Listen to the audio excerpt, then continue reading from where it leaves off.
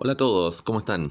Soy el profesor Felipe Román y en esta clase para el lectivo de cuarto medio Ciudad Contemporánea vamos a resolver sus dudas respecto al primer capítulo del libro Modernidad Líquida de Zygmunt Bauman, ¿ya?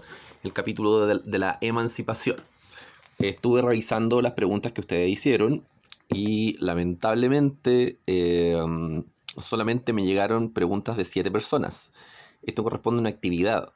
Entonces hay 17 personas que no han hecho absolutamente ninguna pregunta y el capítulo tiene hartos conceptos complejos, ¿no? Entonces quiere decir que, o sea, ya leyendo, no sé, 4 o 5 páginas a uno le pueden surgir muchas dudas. Por lo tanto, esta actividad está dada hace 2 semanas y a pesar de eso solamente la han entregado 7 personas. Yo sé que este capítulo es un poco complejo y por eso cuesta como ir avanzando, sobre todo en las primeras páginas. Las primeras 5 páginas tratan de ir explicando de alguna manera algunos ejemplos o problematizaciones del concepto de libertad, ¿ya? Entonces voy a ir retomando algunos puntos, algunos conceptos importantes, voy a ir mencionando algunos autores y también voy a ir respondiendo sus dudas, ¿ya? Tratar de hacer esto en el menor tiempo posible. También, para que sepan de inmediato, en base a lo que hasta esta altura ustedes deberían haber leído, que es lo que vimos desde la página 23 hasta la 46, ¿sí? En base a esa parte y en base a lo que sigue, ¿ya? Del capítulo e incluso el principio del próximo capítulo les voy a dar un trabajo para la próxima semana, ¿ya? O sea, de aquí a el martes de la próxima semana tendrían que entregar entonces este cuestionario que va a ser más que nada de aplicación, ¿ya? Van a ser 4 preguntas, ¿ya? De las cuales van a ser aplicación de algunos conceptos que voy a explicar y aclarar ahora. Y también vamos a hacer que ustedes hagan un cierto vínculo con el contexto actual.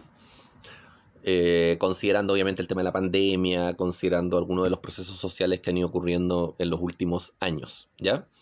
Entonces ahí en la parte del, tablón de clase, está esta clase, y en la parte de las actividades, ahí van a encontrar entonces lo que hay que hacer respecto al texto de modernidad líquida, ¿ya?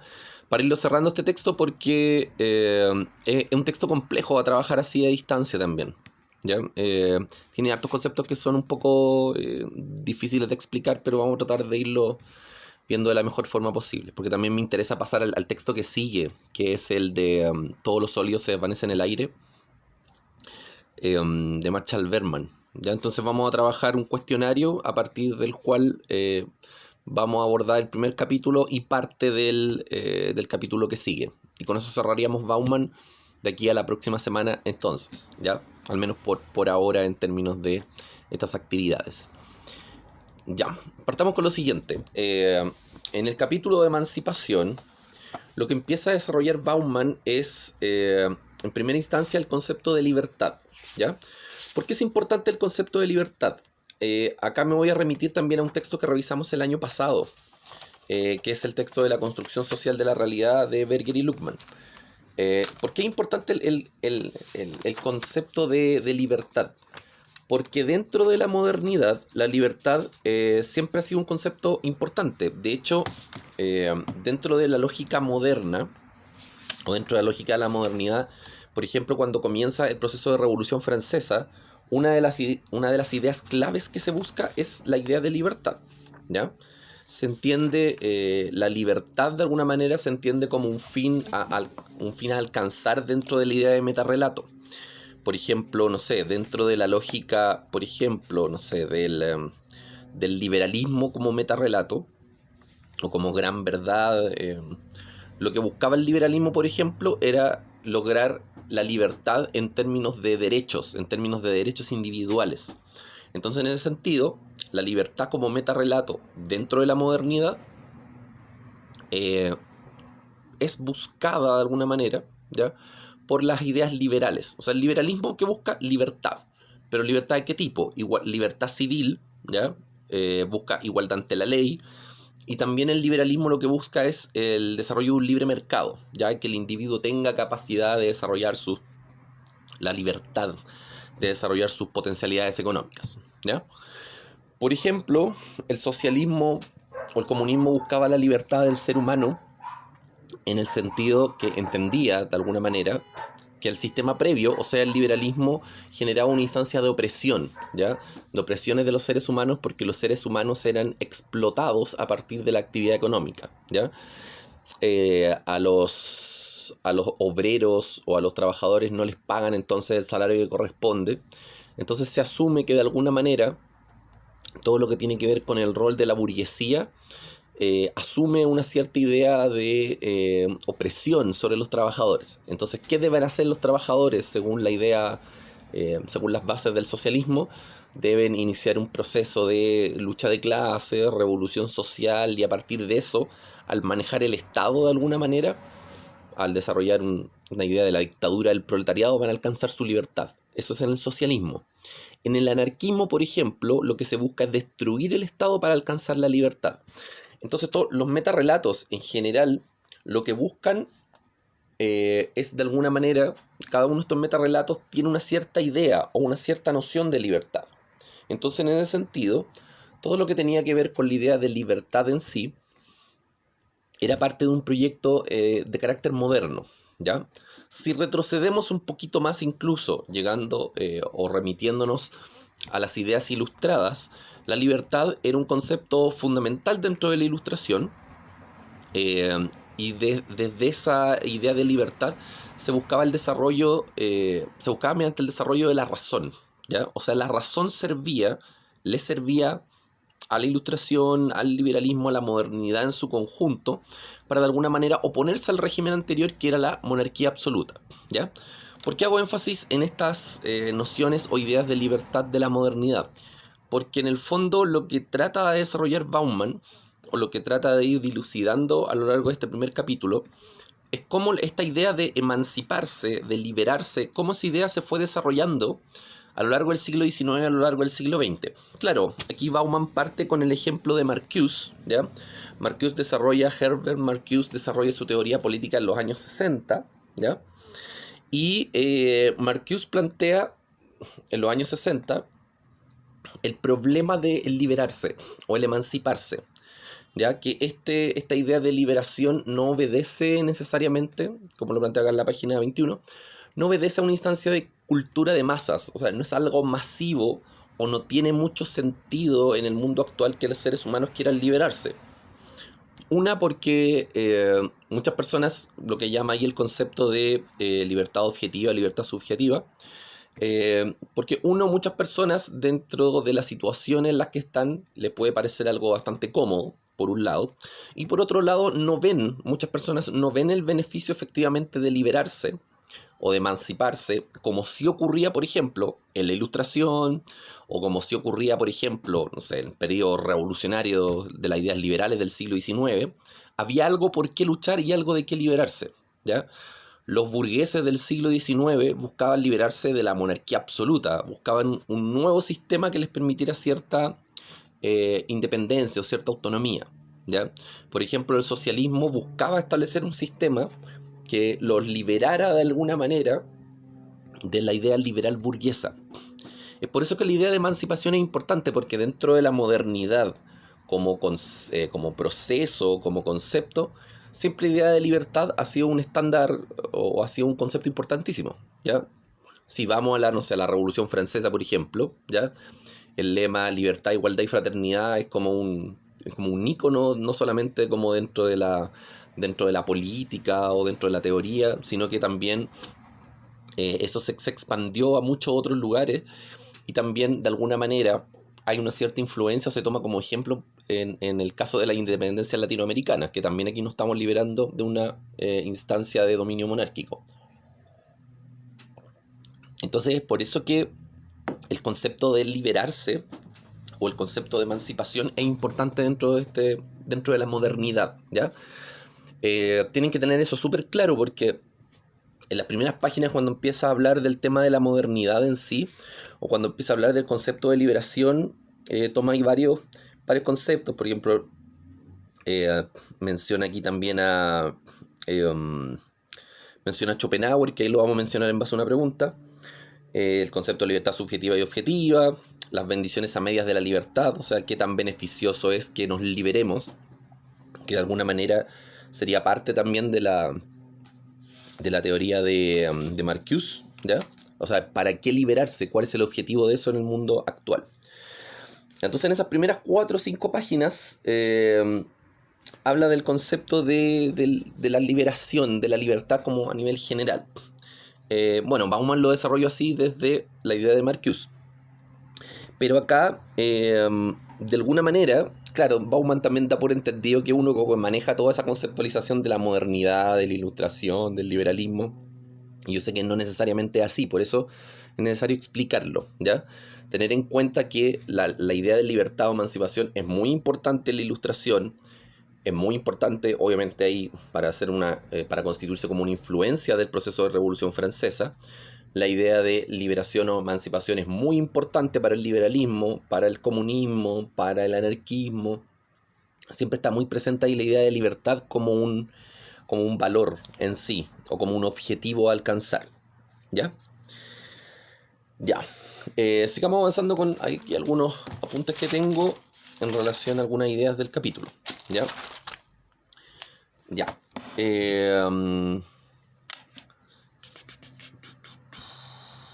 Ya, por ejemplo, la parte de bendiciones a medias de la libertad. Aquí aparece la idea de que, bueno, 2 explicaciones, que la gente común no está preparada para la libertad y que los seres humanos dudan del beneficio de la libertad, que es lo que habíamos explicado. Ahora, ¿qué pasa con esta idea de libertad? ¿Qué va pasando con la idea de libertad? La libertad de alguna manera se fue desarrollando a partir de la idea de la razón, ¿ya? La razón también como un eje fundamental de la ilustración, del liberalismo, etc. Pero eso de alguna manera se iba quedando en el plano más científico, por decirlo de alguna manera. Entonces, por ejemplo, desde la idea socialista original o desde el marxismo original, esta idea de razón, de alguna manera, al estar enmarcada, recuerde que estamos a finales del siglo XIX, al estar enmarcada dentro del contexto del positivismo, lo que empieza a ocurrir es que las ideas de Marx, comillas, se clasifican como ideas de carácter científico, ¿ya? Entonces, de alguna manera, esa idea de razón se va quedando en el plano teórico, porque, claro, Marx, ¿qué planteaba? Ya, la idea de, no sé, la revolución como motor de la historia, ¿cierto? Marx planteaba la idea de que el obrero debía, o sea, sublevarse, hacer un proceso de revolución, dictadura del proletariado, etcétera, etcétera. Ya, pero todas esas ideas de Marx, ¿qué pasa? Se van quedando de alguna manera solamente en la parte teórica, ¿ya? Se quedan en lo teórico y quedan ahí. Van a haber varios pensadores, sobre todo en la década de 1920, que esto aparecía en la introducción de la construcción social de la realidad, el año pasado, eso lo vimos el año pasado. Varios pensadores en los años 20, sobre todo en Alemania, van a fundar de alguna manera o van a empezar a idear esto que se llamó este grupo de pensadores que es la Escuela de Frankfurt, ¿ya? Y la Escuela de Frankfurt de alguna manera se da cuenta de que las ideas de Marx no se llevaron a cabo en la práctica, porque ¿dónde se desarrolló esta, comillas, revolución del proletariado? Se desarrolló en Rusia, pero no, de alguna manera eso no concordaba con las ideas de Marx, porque Marx planteaba que la revolución proletaria se iba a desarrollar en estados que eran burgueses o liberal burgueses y en estados que eran avanzados industrialmente, ¿ya? Entonces, claro, siguiendo esa lógica, la revolución del proletariado, según Marx, debería haberse desarrollado en algún lugar de Europa. No, se desarrolló en Rusia, y Rusia ni siquiera tenía industrias, Rusia no tenía una burguesía, ni mucho menos. Rusia era una sociedad agrícola bastante atrasada respecto al resto de Europa. De hecho, en Rusia todavía existían restos de feudalismo, ¿ya? Todavía existían restos de una especie como de propiedad agrícola. Entonces, para los pensadores de los años 20 fue extraño que el proceso de revolución del proletariado se diera en el caso ruso. De hecho, en Rusia ni siquiera había como un proletariado en sí, porque para que haya un proletariado tiene que haber también industrias. Y en Rusia no habían industrias. ¿Por qué menciono esto? Porque como dijimos, los pensadores de los años 20 en Alemania van desarrollando una idea de que esta idea de razón o esta idea de los preceptos de Marx de alguna manera solamente se va quedando en lo teórico.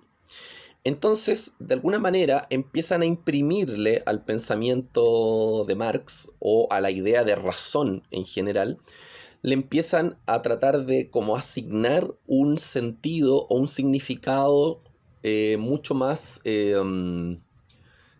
social, ¿ya? Mucho más social en el sentido de, uno, valorar el contexto en el cual se están desarrollando las condiciones sociales, y dos, como un elemento transformador de la sociedad, ¿ya?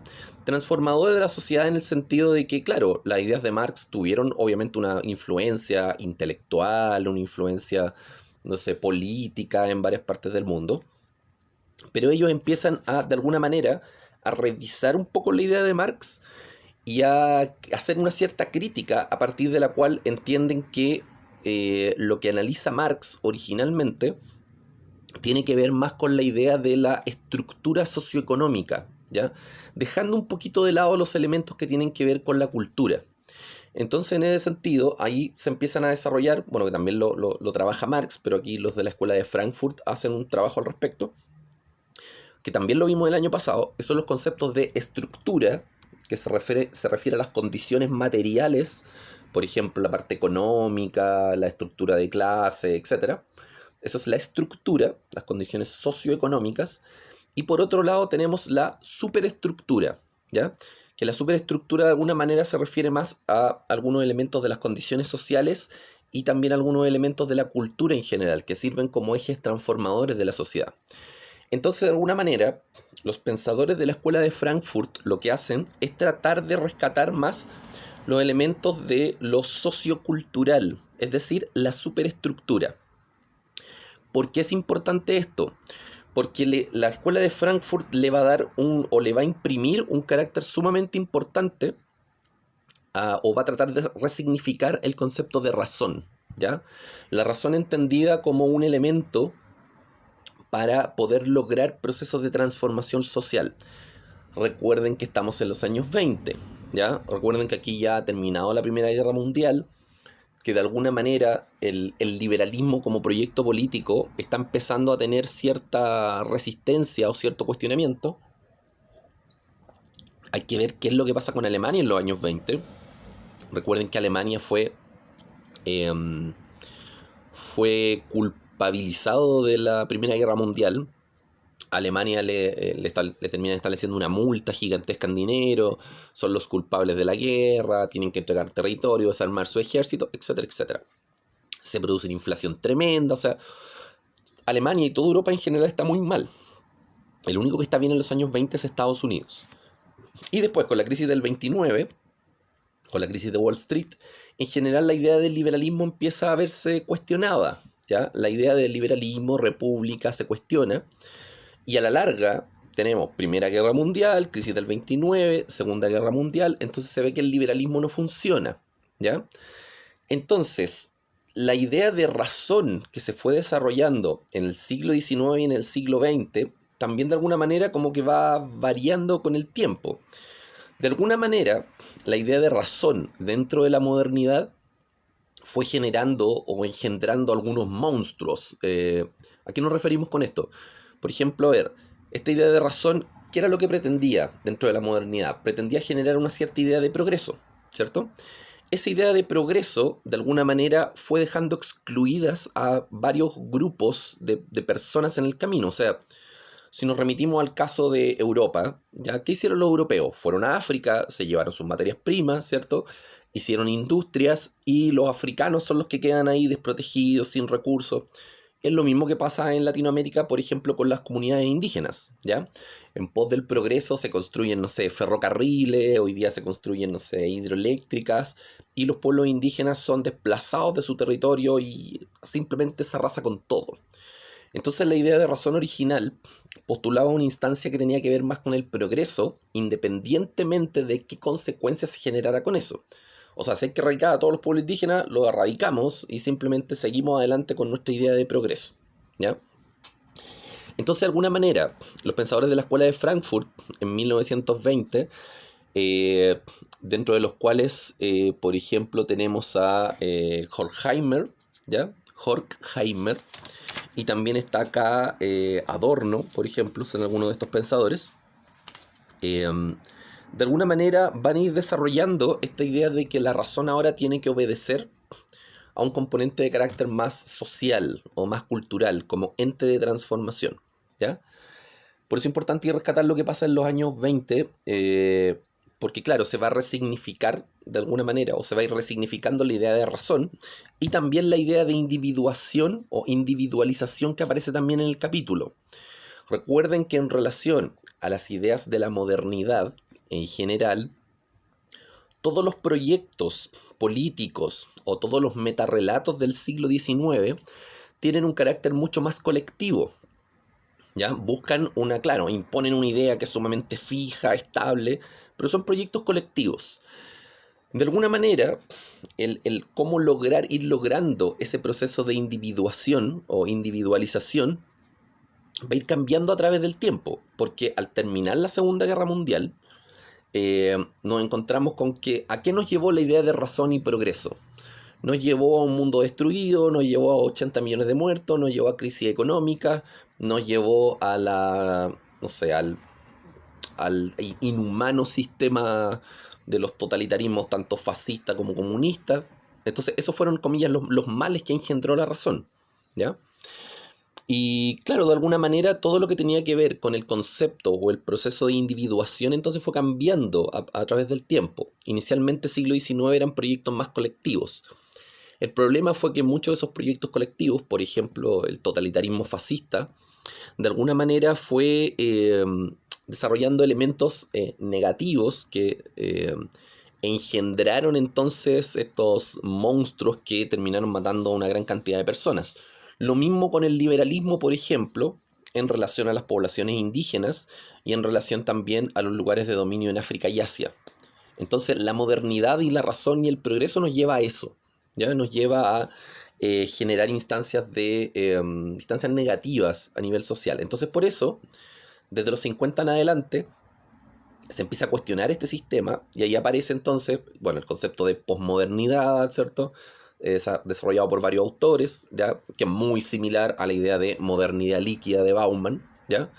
Que, bueno, Bauman no utiliza el concepto de posmodernidad. Bauman prefiere llamarlo modernidad líquida, porque ya vimos en el video anterior que se mantienen muchos elementos de la modernidad sólida, y ahora esos elementos se mantienen, pero se van volviendo más líquidos, ¿ya? Por eso Bauman utiliza ese concepto. Ahí también respondiendo a la pregunta de Antonia Serpa, ¿ya? Que también lo respondimos en la clase anterior, que ahora todos estos metarrelatos, claro, o sea, no es que hoy día el socialismo, el comunismo, el liberalismo se hayan acabado, se mantienen, ¿ya? Pero bajo otras formas, bajo otros moldes, entonces por eso vamos pasando de una idea de algo sólido o fijo, cerrado, de la modernidad, a una nueva modernidad que sería una modernidad más líquida, que es lo que también, aquí son sinónimos, posmodernidad, modernidad líquida, que es el concepto que usa Bauman, y segunda modernidad o modernidad tardía, que es el concepto que utiliza Ulrich Beck, ya que también aparece mencionado en el capítulo ahí en varias instancias. Ya, todo eso de la Escuela de Frankfurt lo tienen que tener súper presente, porque aquí de alguna manera lo van... se considera como implícito dentro del capítulo, ¿ya? Entonces, es para que ustedes entiendan cómo se va desarrollando la idea de libertad, porque aquí Bauman no lo hace de forma cronológica, o sea, si lo hiciéramos de forma cronológica, deberíamos ir ya, ilustración, liberalismo, socialismo, anarquismo, Primera Guerra Mundial, Escuela de Frankfurt en los años 20, y cómo ahí va cambiando el concepto de razón, individualización, liberación, ¿ya? Claro, Bauman aquí lo da por supuesto, entonces también es comprensible que, claro, no lo desarrolle. Ya, volviendo entonces a algunas ideas en relación a la libertad. Vamos a tener, por ejemplo, aquí está también, hay una referencia en el libro respecto a cómo de alguna manera la sociedad va relacionándose con la idea de emancipación, ¿ya? Hay autores, por ejemplo, importantísimos a finales del siglo XIX, que esto también lo mencionamos en la clase de historia, en una de las clases de historia anteriores. Acá aparece, por ejemplo, las ideas de Hobbes, ¿ya? Thomas Hobbes, que plantea esta idea de que el hombre, ¿cierto?, es una bestia, o que el hombre es salvaje y por lo tanto debe ser como domesticado, o de alguna manera debe ser controlado por el Estado. Entonces acá, en relación a eso, pensadores como Hobbes, por ejemplo, y pensadores como Durkheim, que de alguna manera continúa la línea de Hobbes, plantean acá, por ejemplo, que la norma ayuda, la normalización, las leyes, norma en términos de leyes, ¿ya? Ayudan de alguna manera al ser humano a ser libre. ¿Por qué? Porque claro, asumiendo que el ser humano es salvaje, ¿ya? Y que va a desarrollar sus pasiones, sus deseos, etc., Durkheim plantea que la norma ayuda a que el ser humano se controle, ¿ya? Y el ser humano, al controlarse, se va a ver, comillas, liberado de sus más bajas pasiones, ¿ya? En ese sentido Durkheim plantea que la coerción es una fuerza emancipadora, ¿ya? Y eso está acá en la página 25, donde explica Durkheim lo de la norma social. Entonces, claro, dice acá Durkheim que la norma libera a los seres humanos de su naturaleza presocial o asocial. Quiere decir que, de alguna manera, desde lo que plantea Durkheim, el hombre se siente liberado porque ahora tiene normas o reglas que seguir, ¿ya? Antes el hombre, no sé, para sobrevivir tenía que cazar, recolectar. Si alguien me quería quitar mi comida, voy a matar a otros, ¿ya? O simplemente para, no sé, conseguir poder alimentarme o tener un refugio, voy a utilizar la violencia, como ya, ese estado como asocial o presocial, el hombre ya no tiene que regirse por eso. Entonces ahora las normas le dicen al hombre qué es lo que puede y qué es lo que no puede hacer. Entonces, en ese sentido, ya la norma libera a los seres humanos según lo que plantea Durkheim, ¿ya? ¿Qué más? Ya, volvemos un poquito a la idea de cómo de alguna manera, a finales del siglo XIX, la modernidad buscaba proyectos únicos, ¿ya? Buscaba metarrelatos, buscaba ciertas identidades que son más o menos fijas, ¿ya? Eso también se explica en una cierta parte del capítulo. Entonces, en general, tanto los sistemas políticos como los modelos económicos, por ejemplo, acá se menciona el Fordismo, ¿ya? Fordismo que viene de Henry Ford, de la producción de autos, de la producción mecanizada, ¿ya? De alguna manera, para lo que tiene que ver con la modernidad, todos los procesos de conformación, los procesos de individualización, tenían que ver mucho más con lo colectivo, a nivel general. Y buscaba proyectos homogeneizadores, o sea que se buscaba una idea y esa era la idea que se seguía. Y en ese sentido, ya plantea acá también Bauman que de alguna manera el Fordismo, la modernidad, el positivismo iban buscando como ideas fijas, ¿ya? Ideas fijas o ideas, por ejemplo, que tenían que ver con la estandarización de una cierta idea, ideas homogéneas. Entonces, en relación a eso, todo lo que tenía que ver con la diferencia, ¿ya? El yo tener otra idea o el tener otro metarrelato o el ser diferente de lo que imponían las doctrinas de la época, era visto como una anomalía del sistema. Entonces, por ejemplo, si yo tenía, no sé, ideas liberales y yo defendía el libre mercado y yo defendía la democracia, si yo defendía la república, por ejemplo, cualquier otra persona que tuviese una idea distinta a eso era visto como una anomalía, o sea, algo extraño, algo que se salía de la norma. Entonces, en ese sentido, lo que tenía que ver con la idea de individualización eran proyectos colectivos y proyectos cerrados, ¿ya? Los que no se adecuaban a esa idea eran parte de otra cosa y eran raros, eran anómalos, ¿ya? Entonces, en ese sentido, con esto quiero enfatizar que las ideas de la modernidad son sumamente cerradas, sumamente fijas. Entonces, la idea de individualización que se trabaja en el capítulo también va evolucionando en su sentido, igual que la idea de razón. Entonces, originalmente, el individuo o la individualización era entendido como ser parte de estos proyectos colectivos de la modernidad, ¿ya? ¿Y qué va a ir pasando con esta idea de individualización?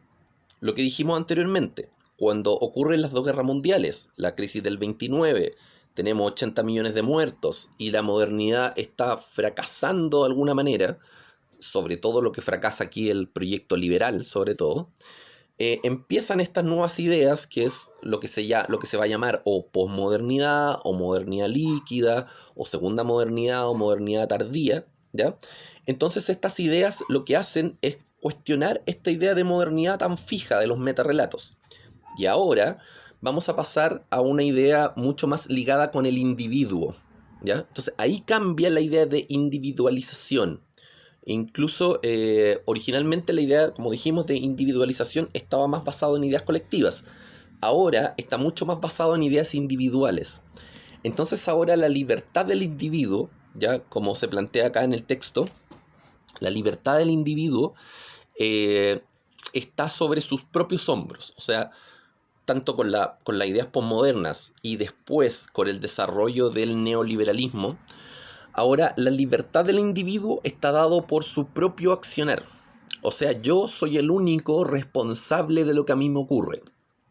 Entonces se menciona en el libro que, no sé, si yo no encuentro trabajo, por ejemplo, es mi culpa, es mi responsabilidad. La idea de individualización actual se remite hacia eso, a que toda la responsabilidad de todo, y de la idea de libertad, obviamente, va a recaer en el individuo, ¿ya? Entonces, claro, esto es lo que se ve de manera súper patente cuando, por ejemplo, no sé, a nivel social muchas personas dicen, oye, pero no sé, esta ley o esta norma me va a afectar a mí, yo soy el que tengo que pagar más impuestos, o esta clásica idea, no sé, los pobres son pobres porque son flojos, entonces ahí se ve esa idea como de la individualización, o sea, responsabilizar a una persona en términos de sus propios actos, ¿ya? Que es más o menos en lo que se basa la libertad en términos actuales.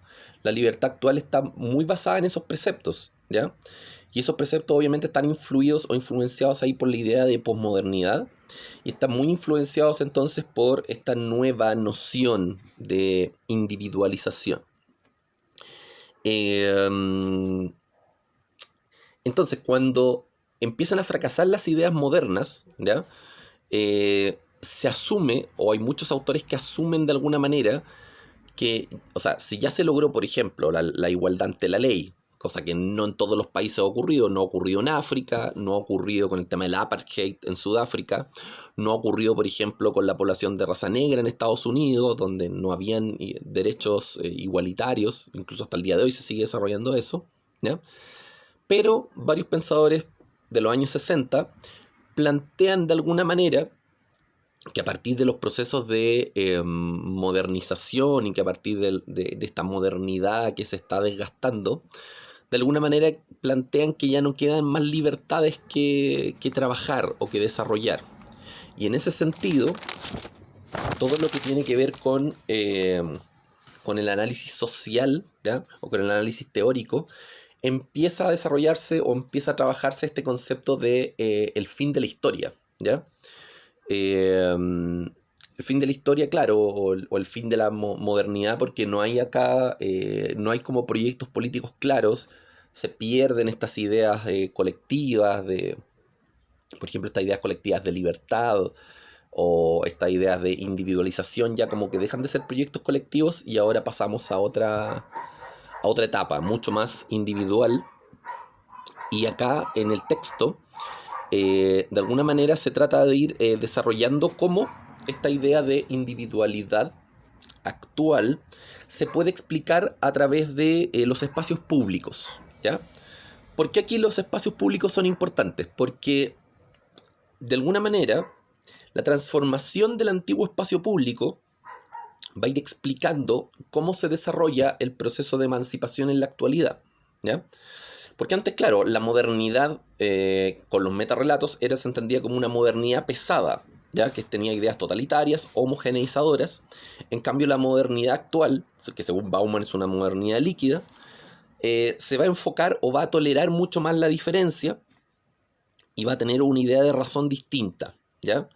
Y esa idea de razón distinta, de alguna manera, apela o se remite a la idea de cambio social en general.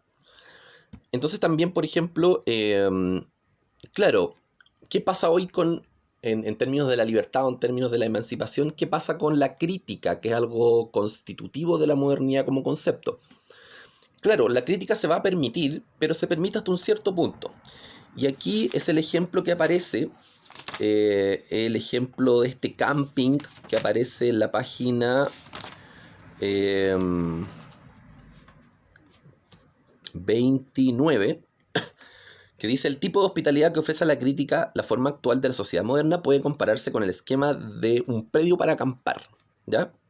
El lugar está abierto a todos aquellos que tengan su propia casa rodante y suficiente dinero para pagar la estadía. Los huéspedes van y vienen, a nadie le interesa demasiado cómo se administra el lugar, en tanto y en cuanto a los clientes se les asigna el suficiente espacio como para estacionar su casa rodante y todos los servicios que eso implica, ¿ya? Entonces, claro, la crítica, ¿por qué Bauman pone el ejemplo de la casa rodante? Porque la crítica aquí se permite en el sentido de que no se cumpla con lo que se prometió en términos como de consumo, ¿ya? O sea, ya, si alguien paga el estacionamiento de la casa rodante, y eso incluye ciertas cosas, no sé, ya, enchufe, agua, no sé, electricidad, si no se cumple alguno de esos elementos, la persona que acampa tiene el derecho de reclamar, ¿ya? O el derecho a la crítica por los servicios que le ofrecieron.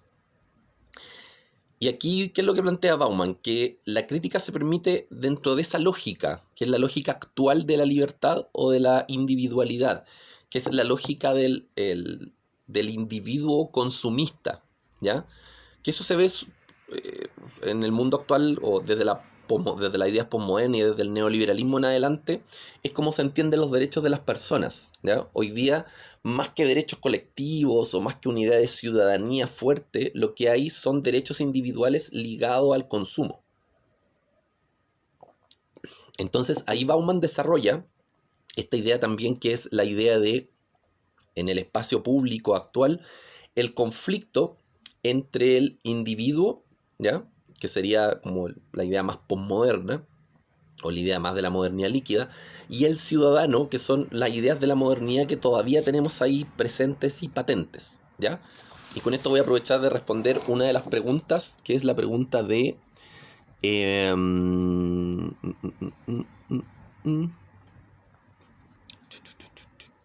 ya que la pregunta de Raiza Vera, que dice... Raiza pregunta: el autor plantea que vivimos en una modernidad líquida donde los individuos cambian, buscan la rapidez, salir de la rutina. ¿Por qué el sistema social y de Estado se puede decir que está en una modernidad sólida?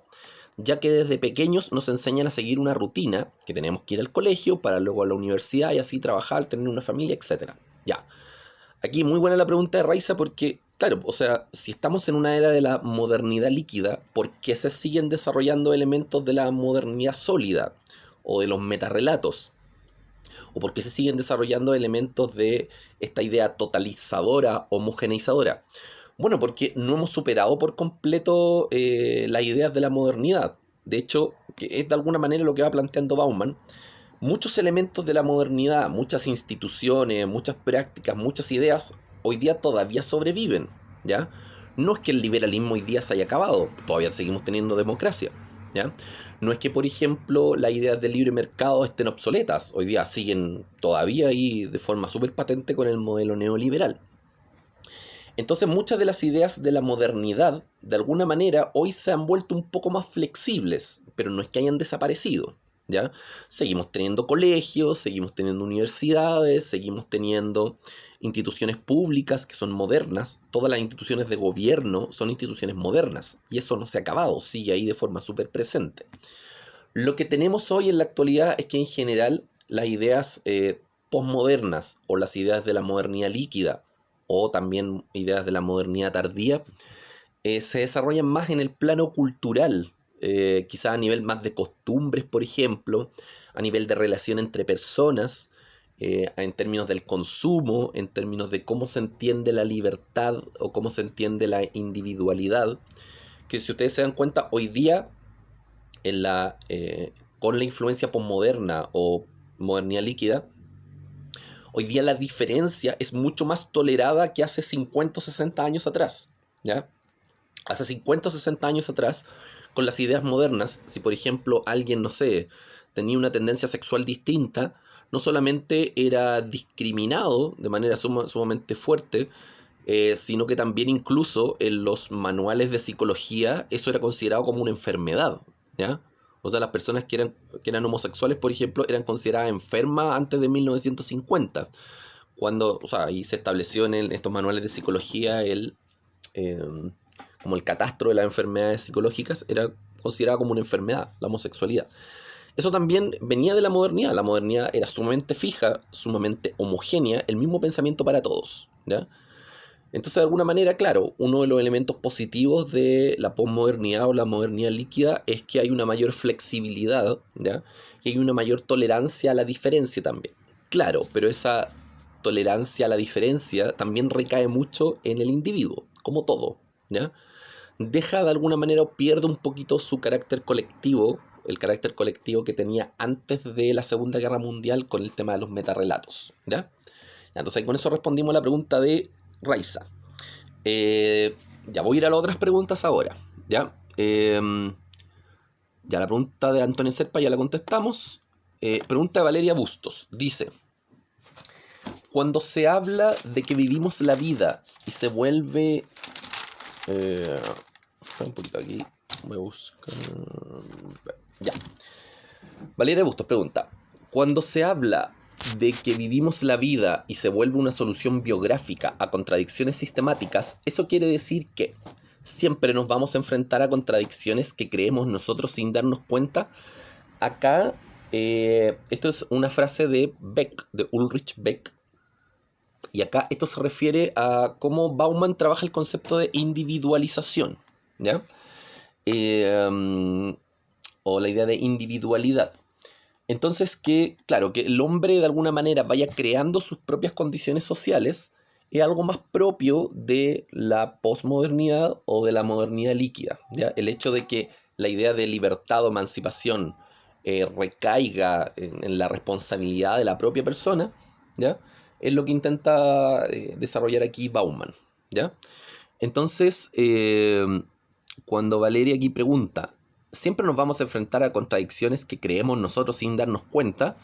A ver, es que estas contradicciones, claro, las va desarrollando uno dentro de su propia individualidad, ¿ya? Pero también, claro, obviamente, con todas las ideas de posmodernidad o modernidad líquida, el peso ahora recae sobre uno. Entonces, si uno se contradice o si uno no logra sus objetivos, es una responsabilidad propia, ¿ya?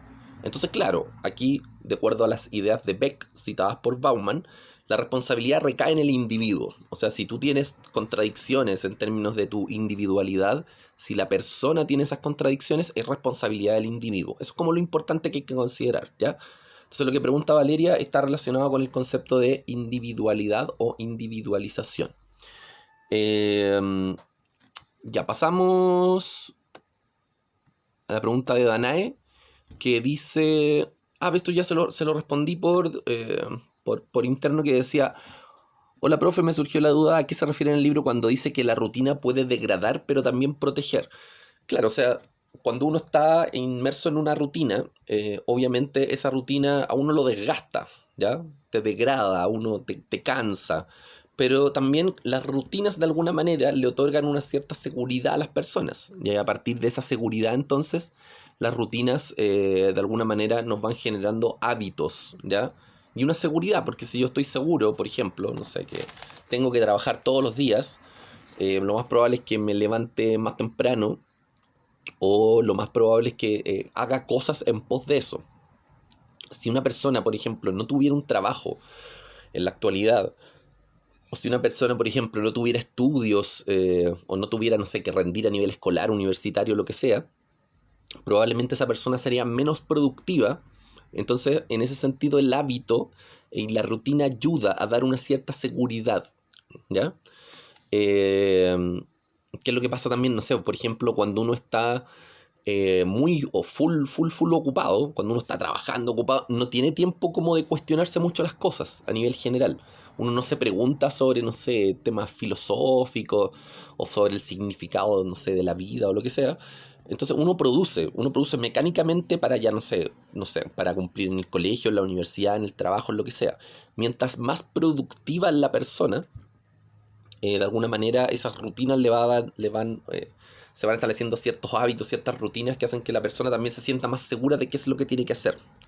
Porque si uno está en nada, ¿qué es lo que hace? O hacia dónde dirige sus objetivos o sus esfuerzos. Entonces por eso acá la rutina también da una cierta seguridad o estabilidad, ¿ya?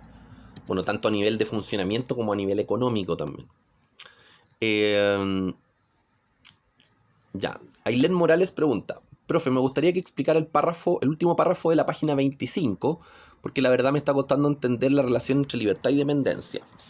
Página 25.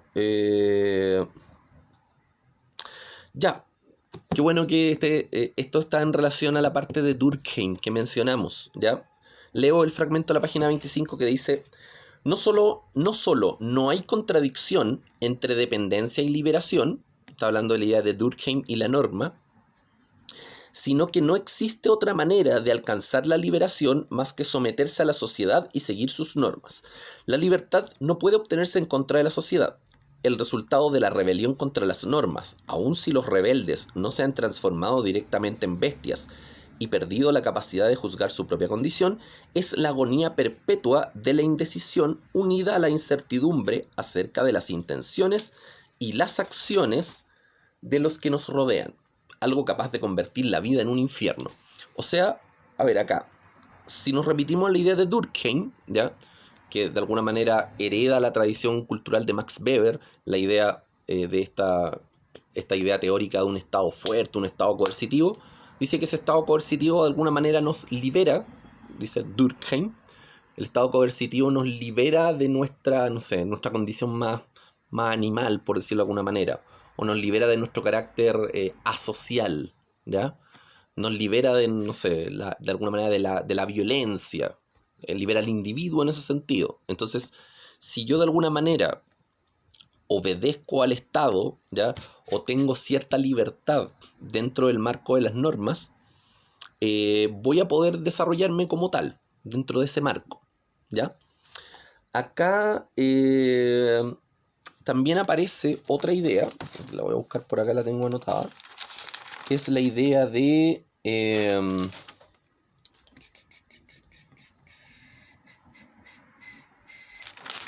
que aquí había otra parte donde se trabajaba el concepto de dependencia.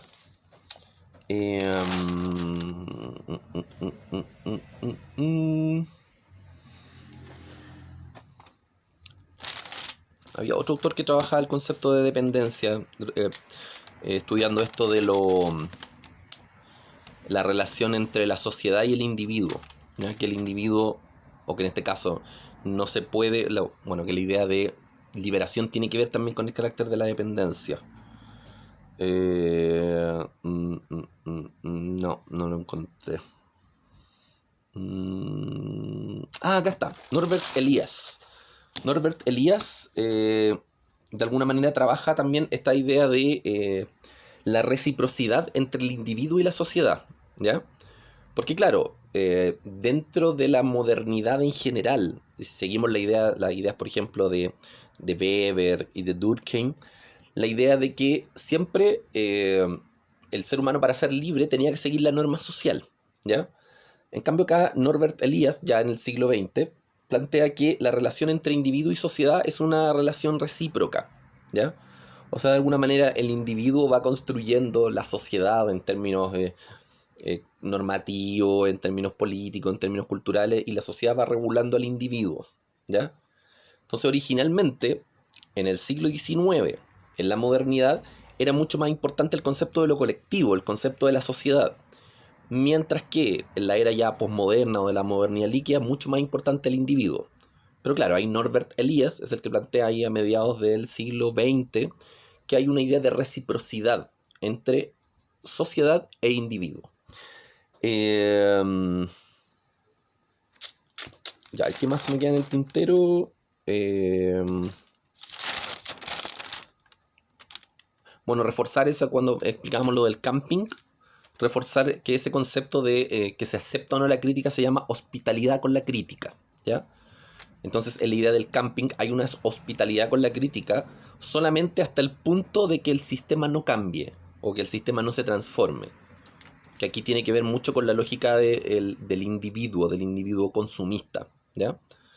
Entonces, lo que se mantiene de alguna manera de la modernidad, que es esta idea de la crítica, que es algo constante en la modernidad, se va a tolerar solamente hasta los límites del sistema. O sea, si yo cuestiono cómo está administrado el camping, ¿ya? Lo más probable es que me echen de ahí y no permitan que yo me establezca.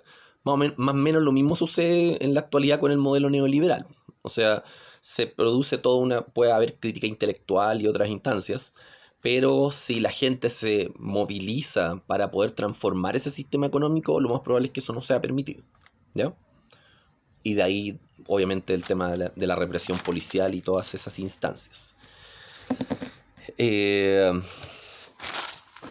Ya voy a seguir con el tema de las preguntas y cerrar con un par de ideas más que están llamadas en la parte final del capítulo.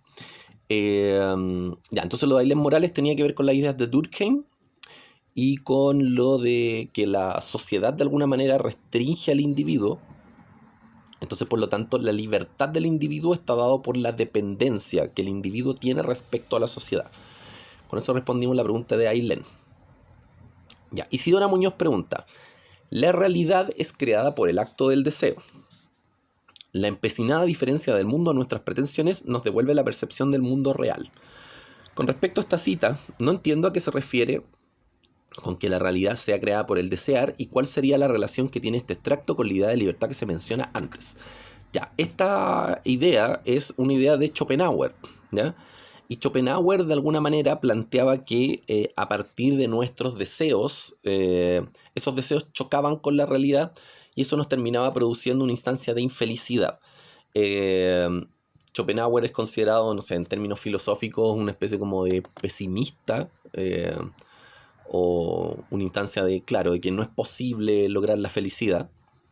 Entonces, Bauman lo utiliza sobre todo como para problematizar el principio del capítulo. El principio del capítulo en torno a la idea de la libertad, ¿ya? De qué es la libertad. Entonces, claro, uno de los primeros teóricos que cita es Schopenhauer, en términos de que, claro, a partir de nuestros deseos, nosotros tenemos deseos, y esos deseos chocan con lo social, ¿ya? Y eso va restringiendo de alguna manera nuestra libertad. Entonces se plantea ahí también en el principio del capítulo que, claro, nos quedan a nosotros las opciones de ¿qué hacemos? ¿Podemos reducir nuestros deseos? ¿Ya? ¿O podemos adecuar nuestros deseos a lo que tiene que ver con nuestra capacidad de actuar? Y derivado de eso, si uno, que se plantea acá en la página 22, que si uno alcanza un equilibrio en torno a eso, o sea, si yo logro equilibrar mis deseos con lo social, la idea de emancipación o libertad va perdiendo su sentido, ¿ya?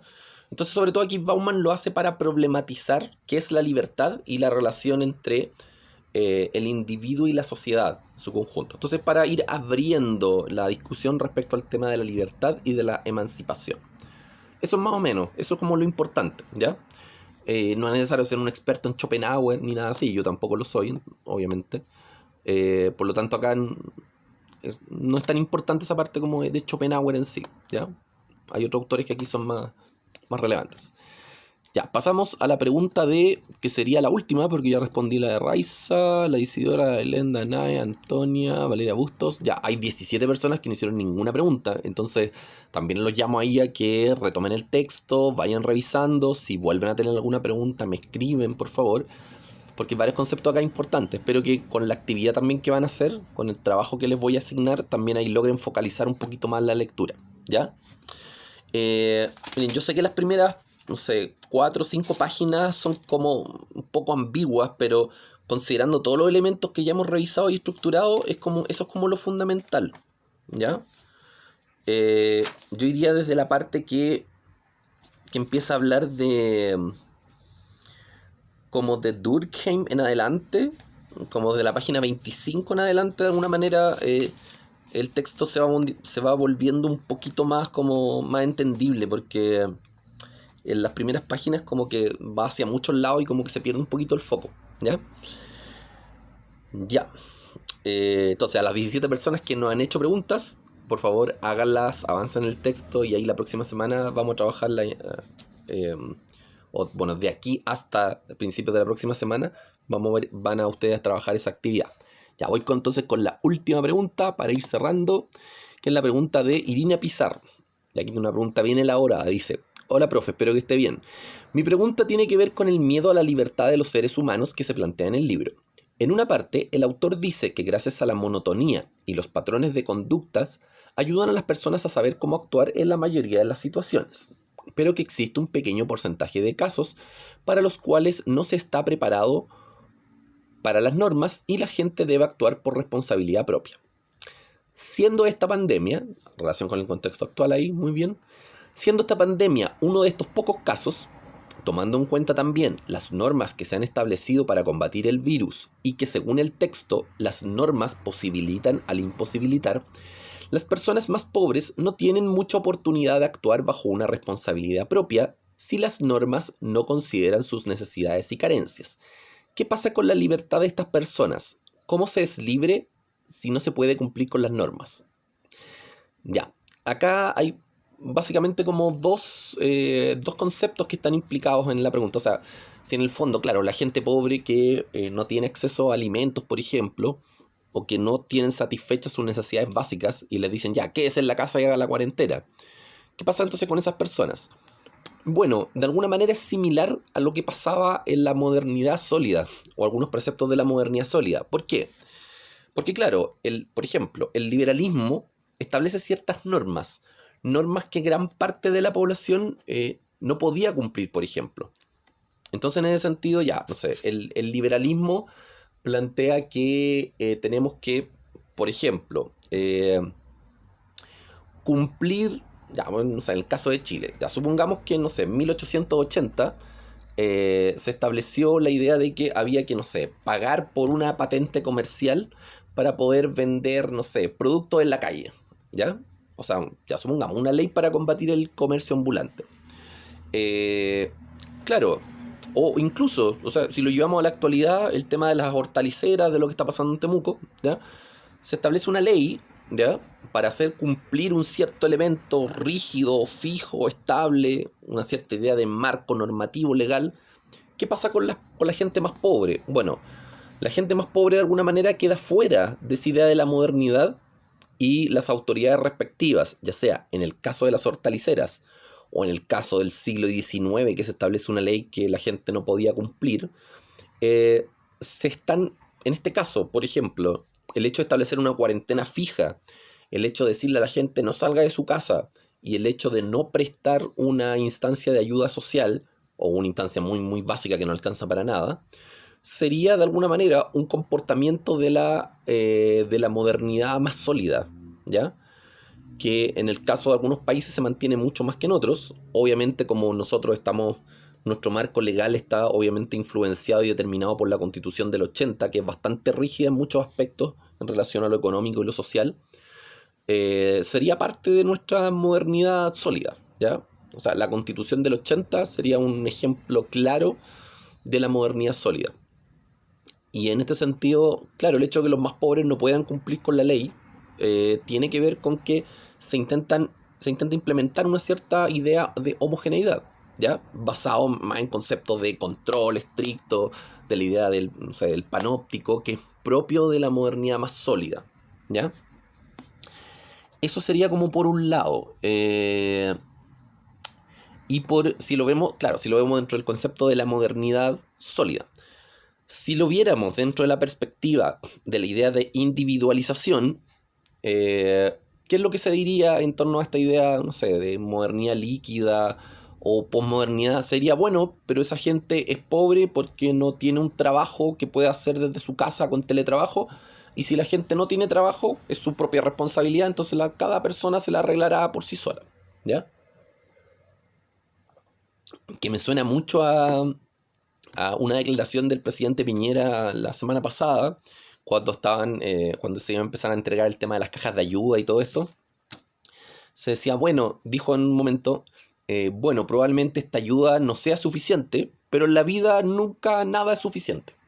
¿Ya? Entonces como, claro, quizá esto que le vamos a entregar es poco, pero como arréglensela con eso y si se la arreglan bien, si no, da lo mismo. Así como responsabilidad de ustedes, así como endosándole de alguna manera la responsabilidad a la gente.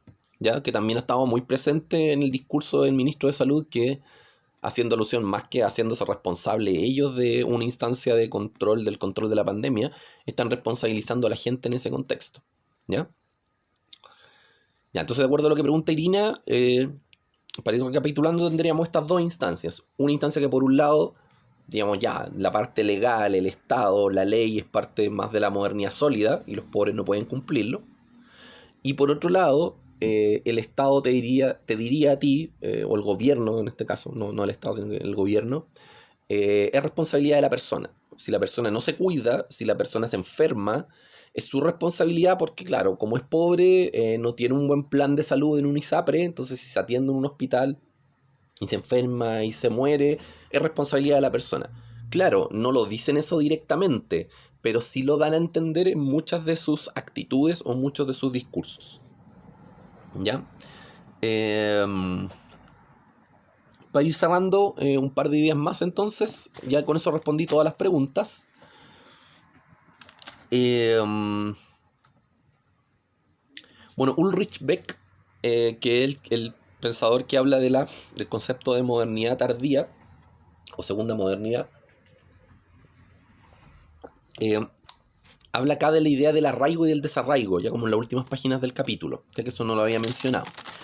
Y Ulrich Beck, por ejemplo, plantea que en la modernidad tardía estamos en una instancia de continuo desarraigo y arraigo.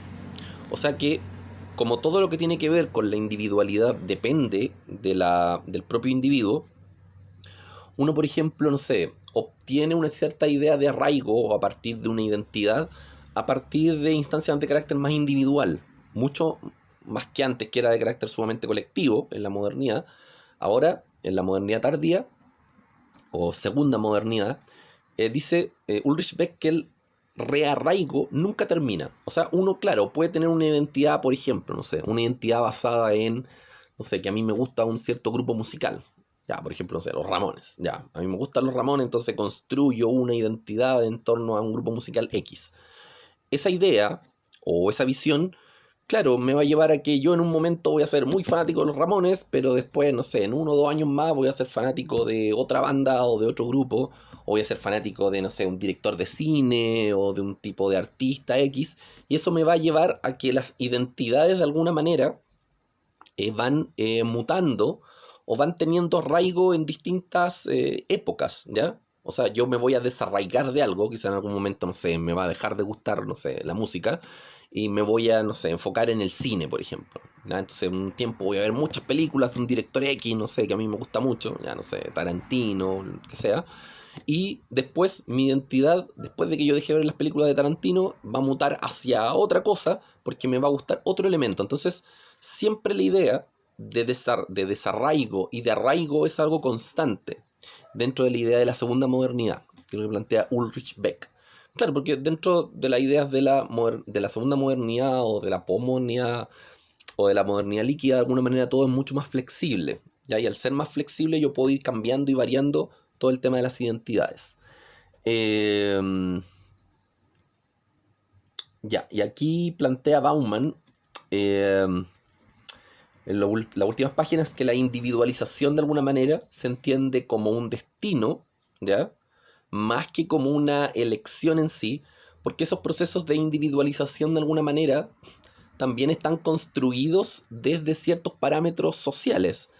Entonces, claro, si desde el sistema económico, por ejemplo, te plantean que lo individual, el consumo, es lo que uno tiene que lograr y la responsabilidad recae sobre uno, ¿ya? Está formado entonces dentro de esa base que de alguna manera la sociedad también te va imponiendo. O sea, si la sociedad te impone que tú tienes que buscar tu individualidad en un proyecto personal propio, en tu futuro, en tu dinero, en tu casa, en tu auto, eso también de alguna manera está siendo influenciado por el modelo económico neoliberal, que cambia la perspectiva del antiguo espacio público y ahora se va convirtiendo en una instancia de carácter mucho más privado, ¿ya? Ya, acá también Bauman plantea el problema de la individualización es que no se deja sumar en una causa común. O sea, es difícil, si tomamos todas las individualidades, es difícil de alguna manera que se construyan proyectos comunes en la era de la modernidad líquida o la idea de la segunda modernidad. Entonces, en ese sentido, las ideas, por ejemplo, lo que ocurrió entre 2019 o hasta ahora 2020, la idea de un estallido social, por ejemplo, en Chile, en Ecuador, en Francia con los chalecos amarillos y ahora lo que está ocurriendo estos días en Estados Unidos, es algo bastante atípico, ¿ya? Dentro de la idea de modernidad líquida, que hay muchas verdades mucho más individuales, mucho más focalizadas. Entonces coincidir en la idea de un proyecto común es algo sumamente moderno o de la modernidad. Entonces está dando un fenómeno atípico, ¿ya? Y lo que estamos viviendo, ¿cómo podríamos entenderlo? Podríamos entenderlo como que, no sé, claro, a lo mejor lo que articula todo el descontento social, de alguna manera en muchos países puede ser la discriminación. O lo que articula el descontento social son las pésimas condiciones sociales establecidas por el modelo neoliberal. Entonces, claro, de acuerdo al desarrollo teórico, entre 1950 hasta, no sé, hasta 2018, 2019, las ideas colectivas fueron como disminuyendo en términos de importancia, las ideas individuales fueron creciendo y costaba encontrar estos proyectos en común o proyectos colectivos. Entonces, ¿a qué estamos entrando? No lo sabemos, quizás podríamos estar entrando aquí ya como una elaboración propia, no sé, podría ser esto una tercera modernidad de acuerdo a las ideas de Ulrich Beck, o podríamos estar volviendo a las instancias más ciudadanas de la modernidad original, o a las instancias más ciudadanas de la modernidad sólida, ¿ya? O lo que se había desarrollado en términos de la posmodernidad o la modernidad líquida quizás no era tan así. Entonces, la individualidad tampoco quizás está tan desarrollada o individualizada al punto de dejar de lado completamente lo social o lo colectivo, ¿ya? Que es el desarrollo teórico de alguna manera que aquí hace Bauman, tratando de dar a entender que el individuo ahí está como en conflicto con el ciudadano, ¿ya? Porque la idea del ciudadano busca el bien común, en cambio la idea del individuo se basa más en la pasividad. Esto aparece en las últimas páginas de lo que tenían que leer. La idea del individuo se basa más en la pasividad, en el escepticismo, que cada uno satisfaga sus propias cosas a su modo, y se va desintegrando entonces el concepto de ciudadanía. Entonces tenemos esas dos ideas ahí opuestas, ¿ya? La idea del individuo y la idea del ciudadano. Y aquí Alexis de Tocqueville, en el siglo XIX de alguna manera, ya aventuraba lo que podía generar la libertad, ¿ya? Tocqueville planteaba que Tocqueville es de los estudios comparados, no sé si se acuerdan, lo vimos el año pasado, lo mencionamos por ahí. Tocqueville planteaba que la libertad puede generar indiferencia, que es algo que ha ocurrido mucho en los últimos 50, 60 años, ¿ya? También plantea Tocqueville, el individuo es el enemigo número uno del ciudadano, ¿ya? Ciudadano entendido como un ente de carácter más moderno, que busca el bien común, y el individuo entendido como un sujeto pasivo, escéptico, que le preocupa solamente su propia realidad. Ya, y cierro con a ver, una idea que aparece por acá en la última. Ya, cierro aquí con lo que está en la página 42, que dice... se me están pegando las notas. Ya, lo que está acá en la página 42 de Bauman. Para ir cerrando esta idea de la contradicción o la lucha entre el individuo y el ciudadano, la otra cara de la individualización parece ser la corrosión y la lenta desintegración del concepto de ciudadanía. Joel Roman, coeditor de Sprit, señala en su libro La democracia de la individualidad que la vigilancia se halla degradada a su función de custodiar bienes, mientras que el interés general no es más que una junta de egoísmos, simpáticas emociones colectivas y miedo al prójimo. Roman incita a los lectores a buscar la renovada capacidad de decidir juntos. ¿Ya? Entonces, ¿qué es la idea del ciudadano que se ha ido perdiendo de a poco? ¿Ya? Entonces, como plantea aquí Joel Roman, y también les planteo yo, la renovada capacidad de decidir juntos. ¿Ya? Instancias de carácter colectivo que de alguna manera se han hecho patentes en los procesos de crisis social de los últimos 2 años. ¿Ya? Entonces quizás se están retomando elementos de la modernidad más sólida y se está retomando un poquito más la idea de la ciudadanía en su conjunto. Ya, quedamos hasta acá. En la parte de actividades de clases vamos a subir la actividad que ustedes tienen que hacer en relación a todo lo que revisamos acá, más un par más de páginas. Eso se entrega la próxima semana. Si tienen dudas, me escriben, por favor. Sé que el texto es complicado, pero si lo vamos trabajando de buena forma, resolviendo sus dudas, se puede ir avanzando. ¿Ya? Espero que con esto les quede todo un poquito más claro. Un gusto haber estado aquí con ustedes. Se me alarga un poquito más la clase de lo que tenía presupuestado. Disculpen, quería hacerla unos 50 minutos, pero estos temas dan para mucho y son muchos autores y la cosa se alarga un poco. ¿Ya? Que estén bien, saludos cordiales a todos, cuídense mucho, respeten la cuarentena y ojalá que nos veamos pronto en una próxima instancia. Adiós, nos vemos.